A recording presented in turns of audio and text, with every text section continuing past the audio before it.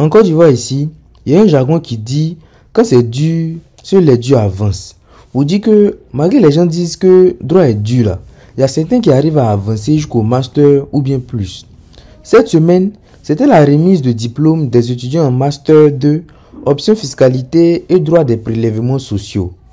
Le professeur Siloué Nanga, doyen de l'UFR SJAG, est l'initiateur de ce master. Après avoir barré fort longtemps, pendant que souvent c'est dur, les voici aujourd'hui qui sont récompensés pour avoir cru en eux-mêmes et en leur travail. C'est au campus 1, dans l'amphithéâtre KA et devant leurs amis et parents qu'ils vont recevoir le fruit de leur travail acharné. Avec fidélité et rigueur, la formation reçue ici à l'université Alassane Ouattara. Je m'engage à porter haut l'image de l'UFR SJAG partout où je serai, tout en respectant le code de déontologie professionnelle.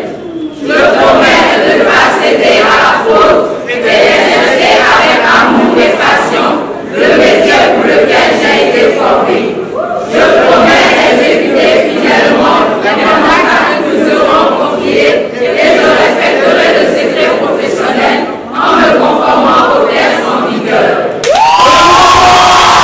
Justement, nous avons constaté à l'époque que partout en Côte d'Ivoire, il existait des formations, des masters, des parcours en matière de fiscalité. Il y avait aussi d'autre part des formations en matière de prélèvements sociaux. Nous faisons allusion à l'école de la CNPS qui se trouve à Yopougon. Et nous avons dit, si ces deux parcours isolés existent, il y a donc un besoin qu'on trouve en une seule personne ces deux qualités. Finalement, en fin de compte, on se rend compte que c'est seulement à l'université Alassane Ouattara de Côte d'Ivoire, en Côte d'Ivoire, et même nous avons fait quelques recherches à l'étranger, pour réaliser que c'est seulement à l'université Alassane Ouattara et dans notre UFR qu'on a ce parcours sui generis qui continue de faire notre fierté. Les étudiants qui sont sortis, qui vont recevoir leur diplôme tout à l'heure, doivent s'attendre à deux choses. Première chose, ils doivent savoir que la compétition professionnelle est importante. Tout à l'heure, comme l'a dit le conférencier, ils doivent savoir que désormais nous sommes dans une compétition mondiale.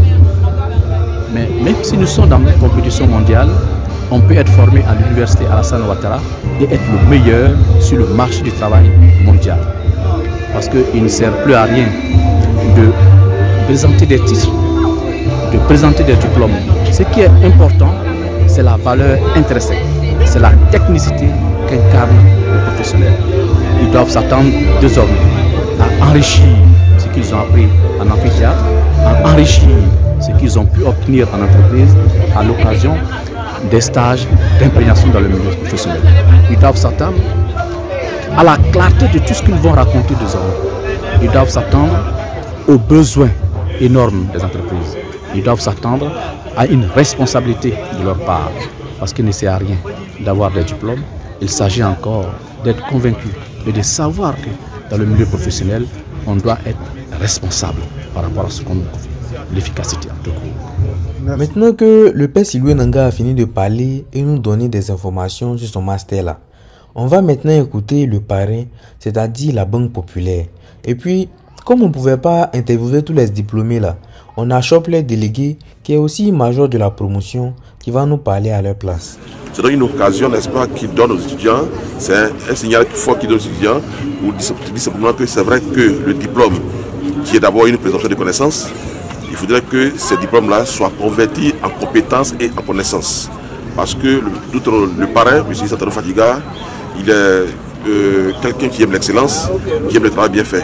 Donc, il donne donc des conseils aux jeunes frères pour que de l'école, pour que de l'université, ils puissent vraiment traduire et aller au mieux, n'est-ce pas, dans leur excellence, dans l'entreprise, pour montrer que le diplôme qu'ils ont est un diplôme valable.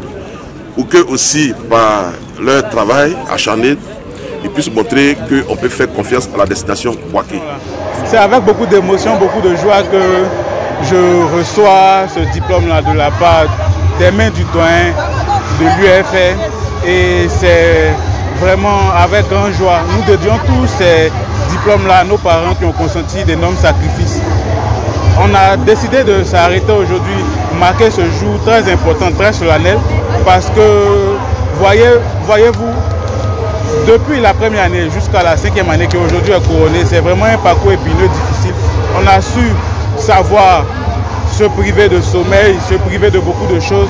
Et aujourd'hui, on est fiers d'être là.